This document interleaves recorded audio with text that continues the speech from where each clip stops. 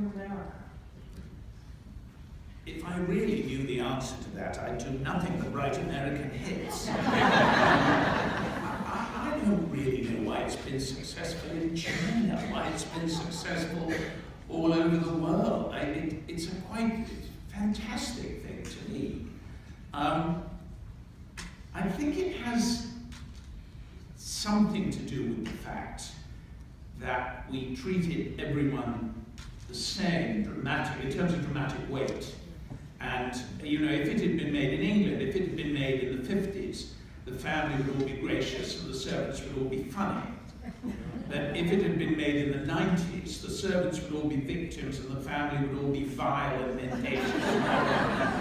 And we didn't do either of those. They're just people. They've been dealt different hands of cards, of course, as we are all dealt at our birth.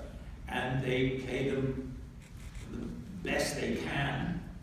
And I think there's a kind of decency about them. I think they're decent people. You know, even Thomas.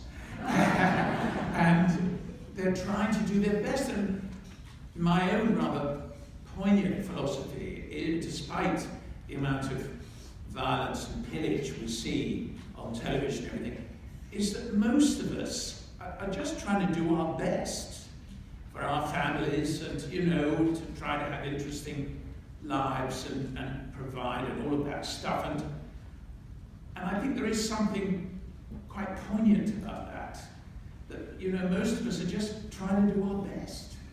And I think that's in the show. But, you know, having blathered on, I don't really know the answer to the question. Do you think we have mixed feelings about having given up trappings of the aristocracy and the monarchy, and yet somehow longing for them? That Hollywood is our version of that.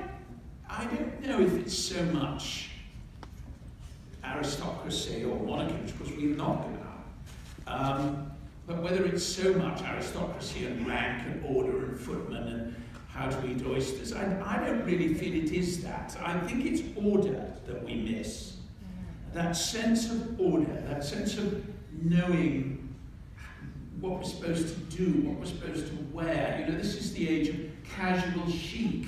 What does that mean? I don't know. All it means is that my wife is on the telephone for an hour and a half trying to find out what everyone else is wearing. Whereas in the old days, you just had white tie. You thought, fine, okay, I'll stick it on. And how shocking the tuxedo was when the tuxedo jacket was wearing. Well, of course, we got a lot of mileage out of that on Downton. It was quite fun, really, because now black tie is seen as a kind of formal thing. And, you know, even a suit is formal now. Getting dressed is formal now. But it was fun to show that the dinner jacket was really kind of wild when it came in, and they didn't dare wear it in front of Violet, you know, because these things change. But I think it is order. You know, that thing of the family dinner or lunch or whatever, when you sit around the table and you all talk to each other. And I mean, I'm not talking particularly about a fantasy world. That was the world I lived in until I was in my 20s and 30s, that you went to your parents' house, you know, for weekend or Sunday, whatever you did, and you did sit around tables and eat food and talk about what you were all doing. And so that's changed into grazing for so many families now, and sort of hovering around the fridge and nibbling.